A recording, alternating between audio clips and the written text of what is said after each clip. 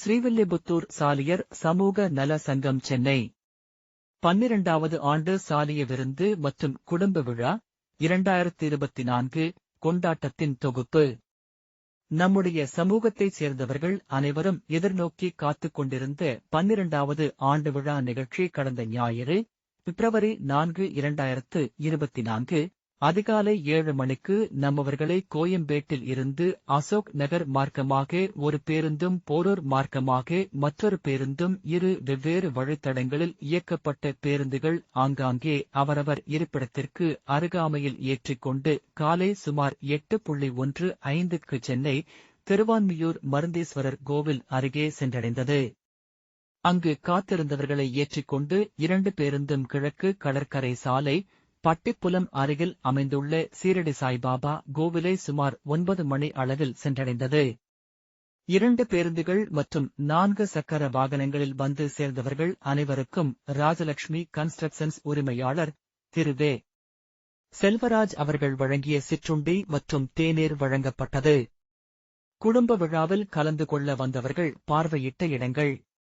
காலை சிற்றுண்டியை முடித்துக் கொண்டு அனைவரும் பேருந்தில் ஏறி மாமல்லபுரத்தில் கடற்கரை ஓரத்தில் பல்லவ மன்னர்களால் அமைக்கப்பட்ட சிற்பங்களின் அழகை குடும்பத்தினரோடு சேர்ந்து கண்டு களிப்பதற்காக புறப்பட்டு சென்றனர். சிலர் சமீபத்தில் கும்பாபிஷேகம் நடைபெற்ற 108 திவ்ய தேசங்களில் 63வது திவ்ய தேசமான பெருமாள் கோவில் சென்று வந்தனர். மற்றும் மகாபலிபுரத்தில் அர்ஜுனன் தபசு, பஞ்சரதங்கள், மகிஷாசுரமர்த்தினி குகை, கிருஷ்ண மண்டபம், சிற்பக் கல்லூரி, வராக குகை, திறந்தவெளி அருங்காட்சியகம், மாமல்லபுரம் லைட் ஹவுஸ், கடல்சார் பாரம்பரிய அருங்காட்சியகம், சீஷல் அருங்காட்சியகம், கடற்கரை கோவில் போன்ற இடங்களை பலர் பார்வையிட்ட பின்பு சுமார் 1 மணி அளவில் பேருந்தில் ஏறி ஹோட்டல் குரு வளாகத்தை வந்தடைந்தனர். மதிய உணவு. விழாவில் கலந்து கொள்ள வந்தவர்கள் அனைவரையும் குழு வசதி செய்யப்பட்ட ஹாலில் வரவேற்பு பானம் கொடுத்து வரவேற்கப்பட்டது. ஒரு சில நிமிட காத்திருப்புக்கு பின் வந்திருந்த அனைவருக்கும் அவரவர் விருப்பத்திற்கு ஏற்ப சூடான சுவையான சைவம் மற்றும் அசைவ உணவுகள் வழங்கப்பட்டது. விளையாட்டுப் போட்டிகள். மதிய உணவு இடைவேளைக்கு பின் பெண்களுக்கான கோலப் போட்டியும் அதைத் தொடர்ந்து சிறுவர் சிறுமிகளுக்கான ஓவியப் போட்டியும் வண்ண ரிப்பன்களை தங்களது இணையோடு சேர்ந்து இணைத்தல் போட்டியும் நடைபெற்றது. திருமதி மணிமேகலை முனியாண்டி, திருமதி பாரதி செல்வராஜ், திருமதி குஞ்சுமாடன் மற்றும் திருமதி மகாலட்சுமி செந்தில் ஆகியோர் முன் நின்று மேற்சொன்ன போட்டிகளை சிறப்பாக நடத்திக் கொடுத்தார்கள். அதைத் தொடர்ந்து ஆண்கள் மற்றும் பெண்களுக்கான இசைக்கேற்ற அமர்ந்த நிலையில் பந்தை கடத்துதல் போட்டியும் நடைபெற்றது. சங்கத்தின் தலைவர் திரு ஆ. பழனிச்சாமி அவர்கள் இந்த போட்டியை முன் நின்று நடத்தினார். ஸ்ரீவில்லிபுத்தூரை பூர்வீகமாக கொண்டு தற்பொழுது பெங்களூரில் வேலை நிமித்தம் வசித்துக் கொண்டிருக்கும் திரு வேலுமணி அவர்கள் 12வது ஆண்டு விழாவில் கலந்து கொள்வதற்காகவே வந்திருந்து விடுகதைக்கான விடை காணுதல் போட்டியை திறம்பட நடத்திக் கொடுத்தார். சரியான விடை கூறியவர்களுக்கு உடனடியாக பரிசு வழங்கி அவர்களை உற்சாகப்படுத்தியது சங்கம். மேற்சொன்ன நிகழ்ச்சியைத் தொடர்ந்து சென்னை மேற்கு மாம்பலத்தில் வசிக்கும் திருமதி அழகம்மாள் சுந்தரவேல் நமது சங்கத்தின் செயலாளர் திரு சி. பொன்னுச்சாமி அவர்களின் உடன் பிறந்த தங்கை செயற்கை நுண்ணறிவு பற்றி விழாவில் கலந்து கொண்டவர்கள் முன்பாக உரை ஆற்றினார்.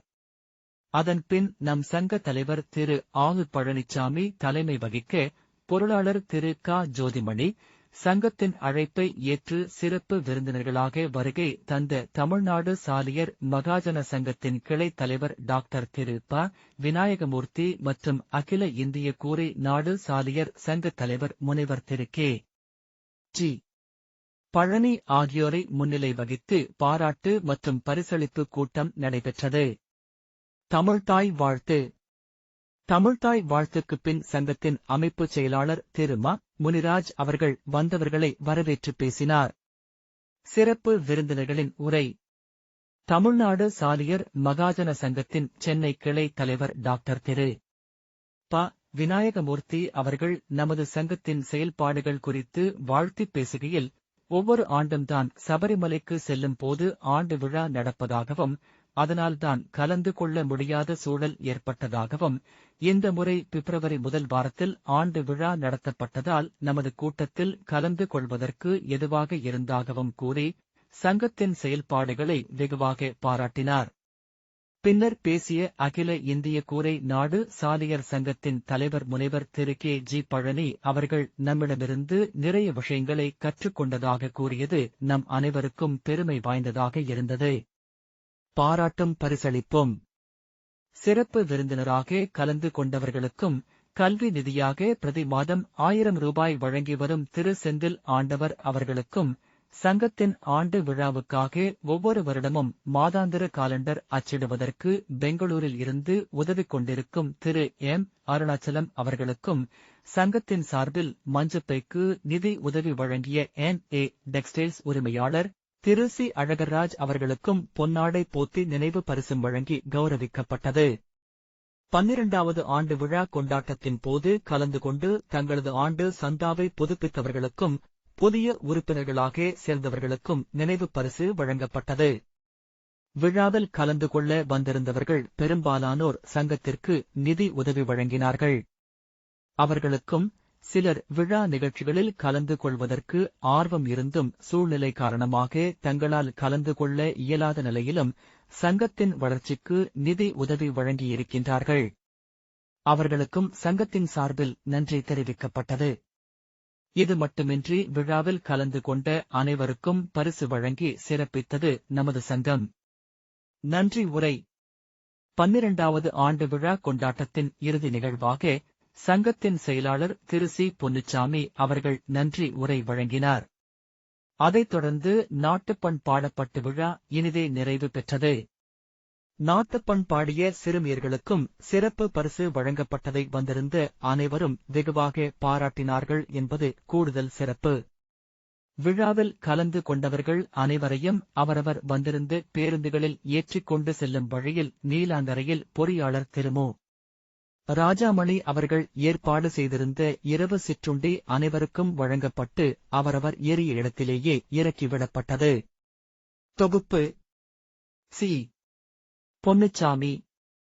செயலாளர் ஸ்ரீவில்லிபுத்தூர் சாலியர் சமூக நலச்சங்கம், சென்னை 600116.